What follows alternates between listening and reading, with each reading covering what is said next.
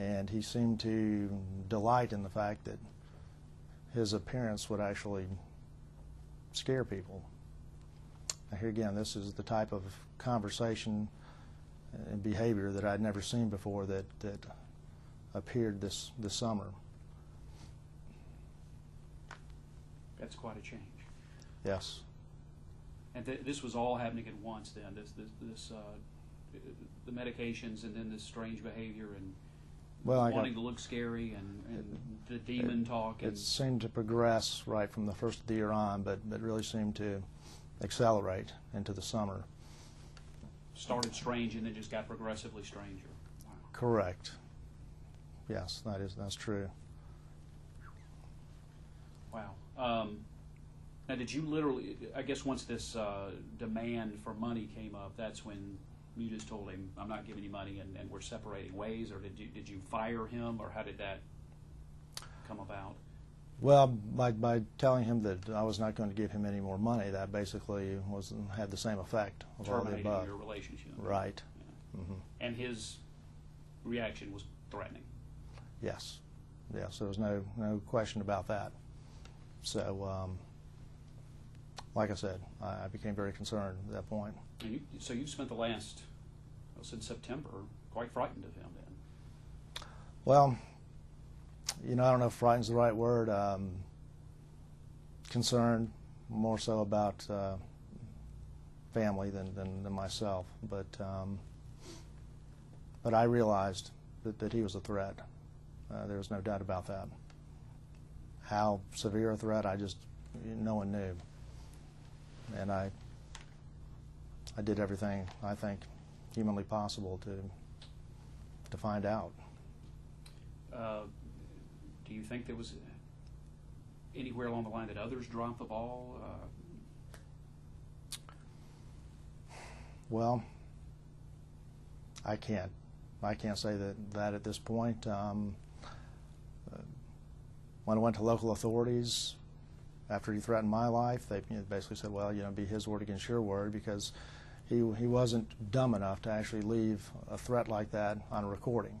He wouldn't do that. He would dance around it and play with words even on the recordings. But then I think at one point he even says on the voicemail that he's not stupid enough to leave a threat. So I understand that made it difficult for the authorities. I'm not necessarily blaming them for what happened, but I just want everyone to know that I had been to the police. I had told them that this man was dangerous and wanted to see if anything could be done about it.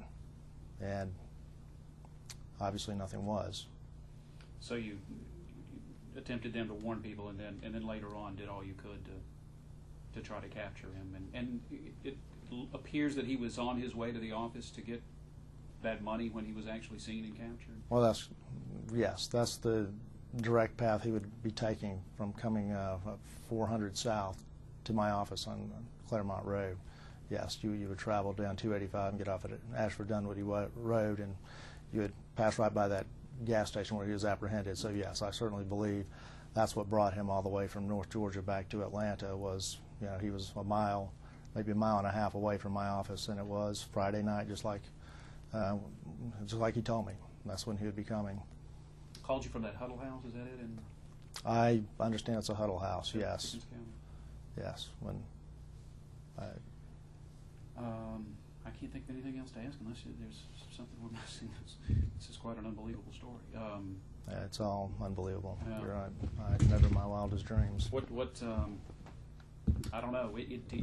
Has your, in any way other than this one article, of course, has your work been taking any kind of backlash, do you feel like? I mean, are others saying, yes. Why'd you ever hire this guy, that sort of thing? Yes. I mean, I think clearly because of the Atlanta Journal-Constitution article that was published yesterday, and it was also followed up on by WSB-TV in their interviews. They actually put this woman, this Robin McKinney, on television, publishing her lies across the state. So yes, it certainly has damaged my reputation, my business's reputation, and Other than that, has there been, other than her thing, has there been other? I've gotten emails from people that said that I would never do business in their neighborhood again, and accused me of somehow being involved with these murders. And it's, I can only shake my head and believe that these people are just simply ignorant of the facts. They don't know what happened, and they were misled by the Journal Constitution. But that's one of the reasons why I'm here today, to set the record straight. So just purely because he worked for you at one time, people are...